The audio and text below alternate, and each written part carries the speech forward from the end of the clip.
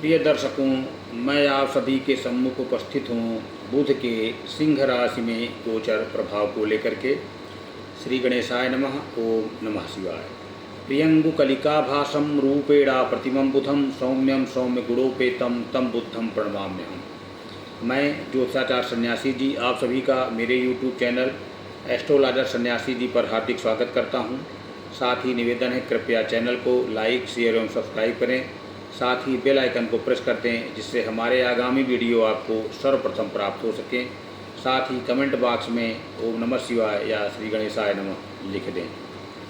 वैदिक ज्योतिष में व्यापार एवं व्यवसाय के कारक ग्रह बुध आगामी 30 अगस्त 2025 को चंद्र शासित कर्क राशि को छोड़ करके सूर्य शासित सिंह राशि में गोचर करने जा रहे हैं। बुध ग्रह 30 अगस्त की सायंकाल 4:30 पर सिंह राशि में गोचर करेंगे और यहाँ पर 15 सितंबर 2025 की प्रातः 10:58 तक बने रहेंगे। क्योंकि सिंह राशि सूर्य की राशि है और बुध ग्रह सूर्य के सर्वाधिक निकट रहने वाले ग्रहों में से एक है, अतः स्वाभाविक है कि निकट रहने वाले व्यक्ति अक्सर आपस में मित्र होते हैं, तभी वो एक दूसरे के निकट रह पाते हैं। ग्रहों के इस मंत्रिमंडल में यह बात भी लागू होती है कि सूर्य बुध आपस में मित्र हैं, अतः मित्र की राशि में जाने के कारण बुध ग्रह स्वयं को मजबूत होने का अनुभव करेंगे। बुध के इस गोचर में एक बात विशेष ध्यान देने वाली है कि बुध ग्रह इस पूरे गोचर काल की अवधि में अस्त रहेंगे,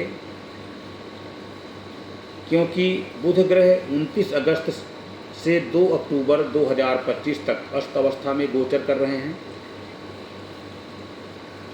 और सिंह राशि में यह गोचर 30 अगस्त से 15 सितंबर तक का ही है। अतः सिंह राशि में गोचर करने की अवधि में बुध अस्त रहने के कारण तुलनात्मक रूप से कम मजबूत रहेंगे, परंतु जिनकी कुंडली में बुध ग्रह अनुकूल हैं उनको अनुकूल परिणाम ही प्रदान करेंगे। भले ही अनुकूलता में थोड़ी बहुत कमी हो सकती है, जिसके लिए बुध ग्रह प्रतिकूल परिणाम देने वाले होंगे।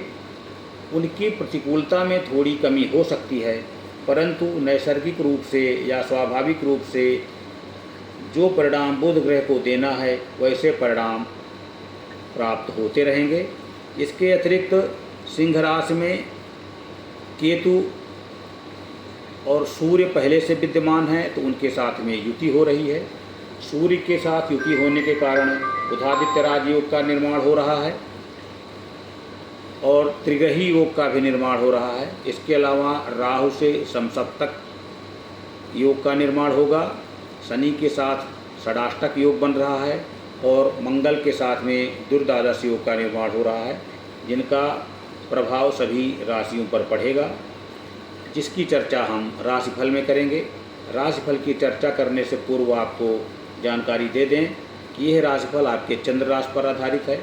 जिन जातकों को अपनी चंद्र राशि का ज्ञान नहीं है, तो आपकी कुंडली में चंद्रमा जिस राशि में स्थित है वही आपकी चंद्र राशि है।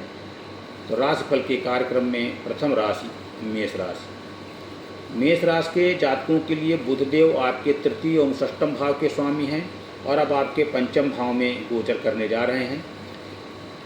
पंचम भाव में बुध के गोचर को अनुकूल परिणाम देने वाला नहीं माना जाता है, परंतु नैसर्गिक और तात्कालिक मित्रता के अनुसार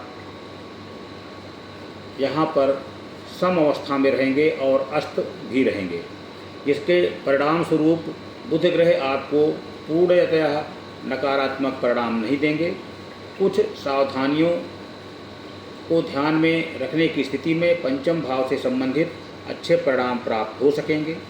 पंचम भाव में बुध के गोचर को मन को अशांत करने वाला माना जाता है, परंतु संभवतः छोटी मोटी चिंताओं को छोड़ करके बाकी मन की शांति बनी रहेगी। संतान से संबंधित मामलों में प्रयत्न करके आप परेशानियों से दूर हो सकते हैं। संभवतः इस गोचर काल में आप कोई महत्वपूर्ण योजनाएं न बनाएं तो बेहतर होगा। आर्थिक दृष्टिकोण से सावधानी पूर्वक निर्वाह करने की स्थिति में सकारात्मक परिणाम प्राप्त कर सकते हैं। उपाय के रूप में गौशाला में जाकर के गाय की सेवा करना बुध की नकारात्मकता को शांत करने में सहयोग करेगा। वृषभ राशि। वृषभ राशि के जातकों के लिए बुधदेव आपके द्वितीय भाव के साथ साथ पंचम भाव के स्वामी हैं और बुध का यह गोचर आपके चतुर्थ भाव में होगा। वैसे चतुर्थ भाव में बुध के गोचर को सामान्य तौर पर अनुकूल परिणाम देने वाला माना जाता है, परंतु तात्कालिक और नैसर्गिक मित्रता के अनुसार बुध ग्रह सम अवस्था में रहेंगे, साथ ही अस्त भी रहेंगे, जिसके परिणाम स्वरूप अनुकूलता के ग्राफ में थोड़ी कमी दृष्टिगोचर हो सकती है। फिर भी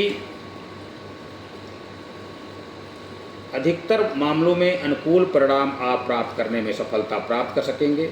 माता से संबंधित मामलों में सावधानी रखकर आप अच्छे परिणाम प्राप्त करने में सफल हो सकते हैं। जमीन जायदाद से संबंधित मामलों में भी अच्छे परिणाम मिलने की संभावना है, परंतु किसी नए सौदों में कागजात इत्यादि की भली भांति निरीक्षण करना आवश्यक होगा। घरेलू सुख सुविधाओं में छोटे मोटे व्यवधान के पश्चात उसकी प्राप्ति संभव हो सकती है। समय के अनुसार आचार व्यवहार करने की स्थिति में बड़े लोगों से जुड़ाव भी संभव हो सकता है। उपाय के रूप में आपको शिव मंदिर में जाकर के अभिषेक करना चाहिए। मिथुन राशि। मिथुन राशि के जातकों के लिए बुधदेव आपके राशि स्वामी होने के साथ साथ चतुर्थ भाव के भी स्वामी हैं और अभी यह अस्त रहते हुए आपके तृतीय भाव में गोचर करने जा रहे हैं। तृतीय भाव में बुध के गोचर को अनुकूल परिणाम देने वाला नहीं माना जाता है, अतः बुध ग्रह यहाँ पर सामान्य तौर पर कई मामलों में कमज़ोर परिणाम देते हैं। कुछ मामलों में अनुकूल परिणाम भी देने वाला कहा गया है, अतः अस्त रहने के कारण उन खराब परिणामों में कमी दृष्टिगोचर हो सकती है। इसके साथ ही राहु एवं शनि की दृष्टियों के कारण गोचर शास्त्र में ऐसा कहा गया है कि तृतीय भाव में बुध का गोचर मन में भय की भावना देता है। स्वाभाविक है कि बुध अस्त अवस्था में है तो मन में किसी भी कारण से डर उत्पन्न हो सकता है, परंतु इतना अधिक नहीं होगा कि वह आपको परेशान कर दे। किसी बात को लेकर के मामूली चिंताएं रह सकती हैं, परंतु तृतीय भाव के स्वामी के संगत में रहने के कारण बुध ग्रह आपको संभवतः नकारात्मक परिणाम नहीं देंगे। एक दूसरे की भावनाओं का ध्यान रखेंगे तो भाई बंधुओं से भी विवाद नहीं होगा और सावधानी पूर्वक निर्वाह करके आप धन हानि से भी बच सकेंगे, क्योंकि यहाँ पर बुध का परिणाम पूरी तरह से बुध ग्रह के अनुरूप नहीं होगा, बल्कि सूर्य के जैसा परिणाम प्राप्त होगा और सूर्य तृतीय भाव में अच्छे परिणाम देते हैं, अतः तृतीय भाव से संबंधित नकारात्मकता में आपको कमी दृष्टिगोचर हो सकती है। मित्रों की प्राप्ति करवाने में भी बुध का यह गोचर आपके लिए सहायक सिद्ध हो सकता है। उपाय के रूप में आप चिड़ियों को दाना दें, साथ ही उनको पानी की भी व्यवस्था करें। कर्क राशि। कर्क राशि के जातकों के लिए बुधदेव आपके तृतीय एवं द्वादश भाव के स्वामी हैं और अब यह गोचर आपके द्वितीय भाव में होने जा रहा है। द्वितीय भाव में बुध के गोचर को अच्छे परिणाम देने वाला माना जाता है, अतः स्वाभाविक है कि बुध ग्रह आपको अनुकूल परिणाम देने का प्रयास करेंगे, परंतु अस्त अवस्था एवं अन्य शनि एवं राहु ग्रहों के दृष्टि प्रभाव से तुलनात्मक रूप से अच्छाइयों की मात्रा में कमी हो सकती है। द्वितीय भाव में बुध के गोचर को धन एवं आभूषण की प्राप्ति करवाने वाला कहा जाता है, अर्थात इस गोचर की अवधि में आप नए वस्त्र या आभूषण खरीद सकते हैं।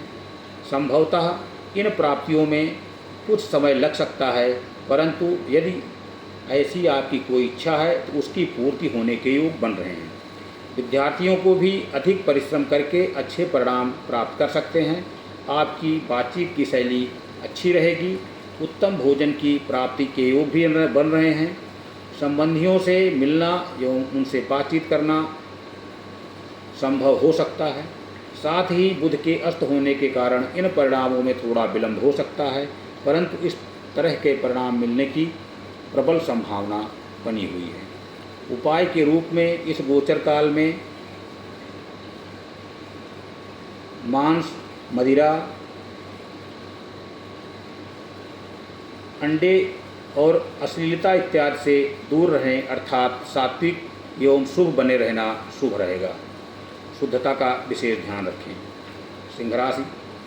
सिंह राशि के जातकों के लिए बुधदेव आपके कुंडली में लाभ एवं धन भाव के स्वामी हैं और अब यह गोचर आपके लग्न में ही होने जा रहा है। लग्न भाव में बुध के गोचर को अच्छे परिणाम देने वाला नहीं माना जाता है, परंतु बुध ग्रह आपके लाभ भाव के स्वामी होकर के लग्न में गोचर करने जा रहे हैं, जिससे यह स्थिति अच्छी मानी जाएगी। बुध के प्रथम भाव में गोचर को भी आर्थिक एवं पारिवारिक मामलों के लिए अच्छा माना जाता है, परंतु बुध ग्रह पर राहु, केतु एवं शनि का भी प्रभाव रहेगा। इन सभी कारणों से बुध ग्रह कुछ परेशानियां भी दे सकते हैं, परंतु परेशानियों के बाद लाभ मिलने की अच्छी संभावनाएं बनी रही हैं। इन सब के बावजूद भी आपको अपनी भाषा शैली में अच्छी भाषा का प्रयोग करना समझदारी का काम होगा। अप्रिय भाषा के प्रयोग से बचें। किसी की निंदा नहीं करनी चाहिए। साथ ही बातचीत करते समय शब्दों के चयन पर उचित ध्यान दें। संबंधियों के साथ संबंधों को बनाए रखना भी समझदारी का कार्य होगा, अर्थात सावधानियों को अपनाने की स्थिति में बुध ग्रह के नकारात्मक परिणामों से बचा जा सकता है एवं सकारात्मक परिणाम प्राप्त किए जा सकेंगे। उपाय के रूप में आपको किसी मंदिर में, दुर्गा जी के मंदिर में जाकर के पूजन अर्चन करें एवं किसी गरीब कन्या को लेखन सामग्री का भेंट करें। कन्या राशि।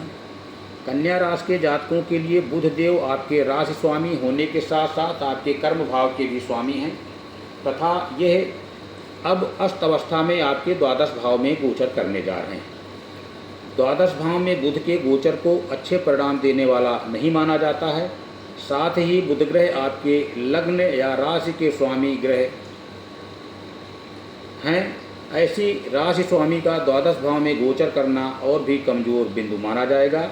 साथ ही राहु, केतु एवं शनि की दृष्टियों के कारण भी इनके नकारात्मकता में भी वृद्धि हो सकती है, परंतु विदेश इत्यादि से संबंधित मामलों में लग्न या राशि के स्वामी का द्वादश भाव में जाना अच्छे परिणाम दिला सकता है, परंतु सामान्य तौर पर इस गोचर को हम बहुत अच्छा नहीं कहेंगे।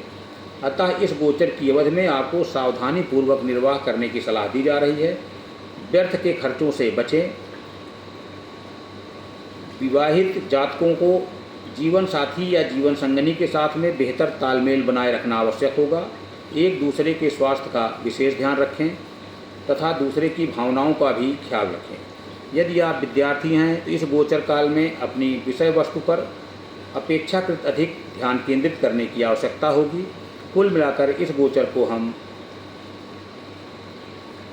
अनुकूल परिणाम देने वाला नहीं कह सकते हैं। उपाय के रूप में आपको नियमित रूप से माथे पर केसर का टीका लगाना शुभ रहेगा। तुला राशि। तुला राशि के जातकों के लिए बुधदेव आपकी कुंडली में भाग्य भाव के स्वामी होने के साथ साथ द्वादश भाव के भी स्वामी हैं और अभी है आपके लाभ भाव में गोचर करने जा रहे हैं। लाभ भाव में बुध के गोचर को अच्छे परिणाम देने वाला माना जाता है, अतः स्वाभाविक है कि बुध ग्रह का यह गोचर आपको अच्छे परिणाम प्रदान करेगा, परंतु ग्रहों की दृष्टियों के कारण लाभ की मात्रा में थोड़ी सी कमी दृष्टिगोचर हो सकती है, क्योंकि बुध ग्रह अस्त रहेंगे और राहु, केतु एवं शनि की दृष्टियां बनी रहेंगी। यद्यपि बुध ग्रह को अस्त होने का दोष नहीं लगता है, फिर भी तकनीकी रूप से इसे हम मामूली ही सही लेकिन कमज़ोर बिंदु मान करके ऐसा कहना चाहेंगे कि इस गोचर की अवधि में सामान्य तौर पर आप काफ़ी अच्छे परिणाम प्राप्त कर सकेंगे।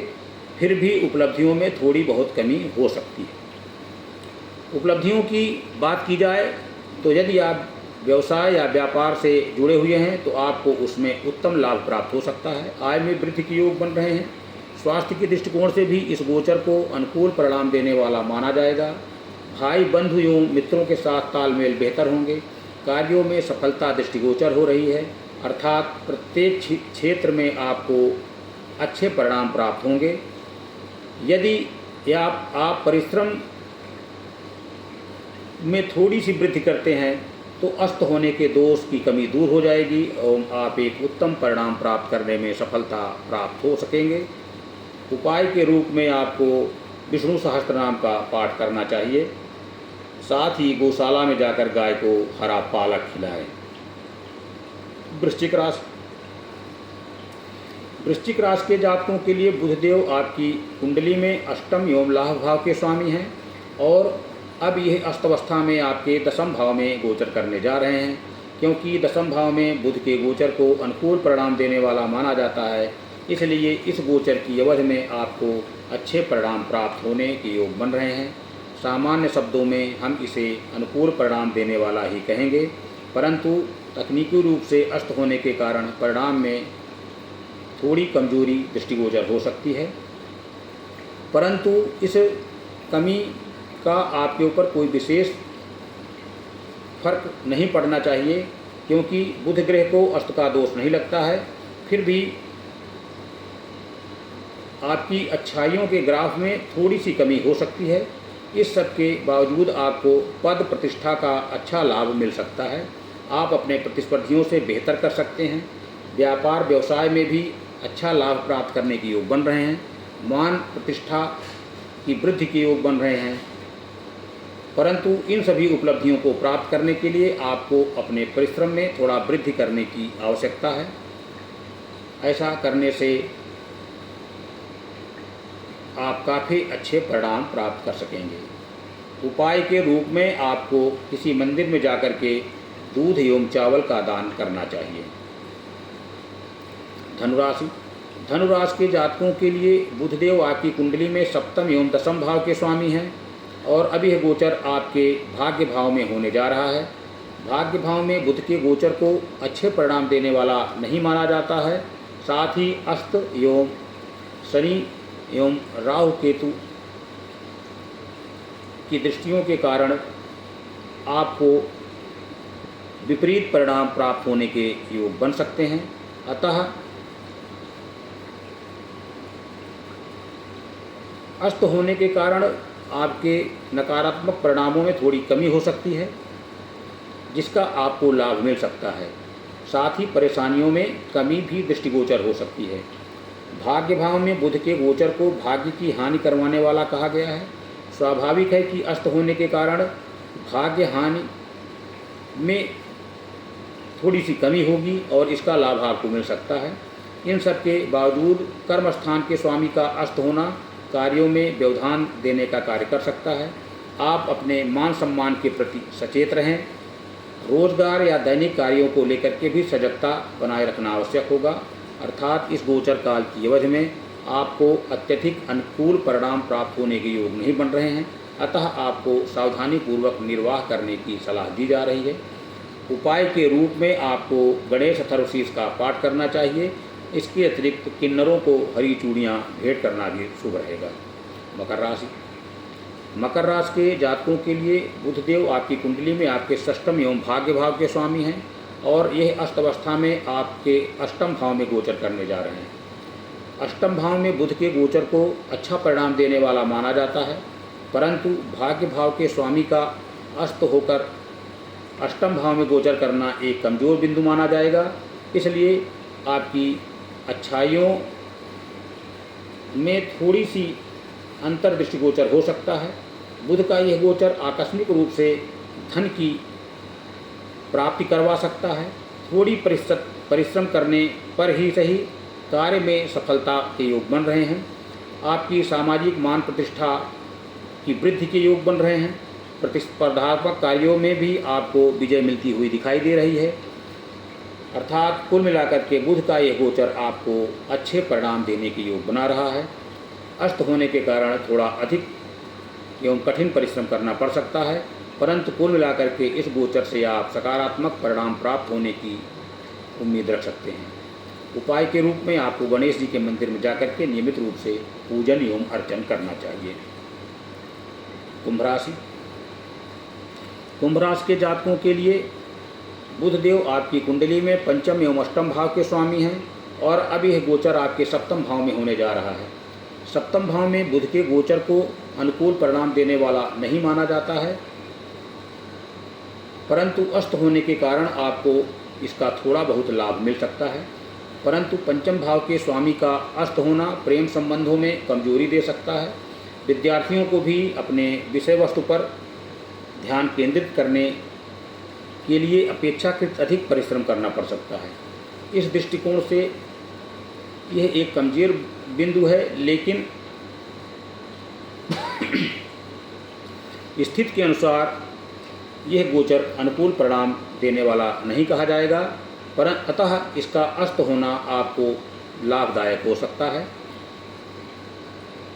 बात की जाए बुध ग्रह के सप्तम भाव में गोचर करने की, तो यह गोचर स्वास्थ्य के दृष्टिकोण से थोड़ा सा कमजोर माना गया है। अतः इस गोचर को जीवन साथी या जीवन संगनी के साथ संबंधों को भी कमजोर करने वाला कहा गया है। इस गोचर काल में आपको शासन प्रशासन से जुड़े मामले में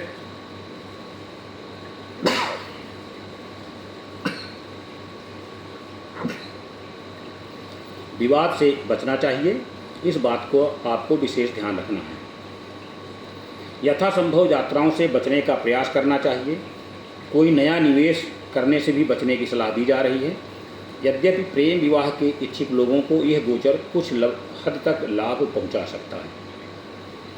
उपाय के रूप में आपको कन्याओं का पूजन करके उनका आशीर्वाद लेना शुभ रहेगा।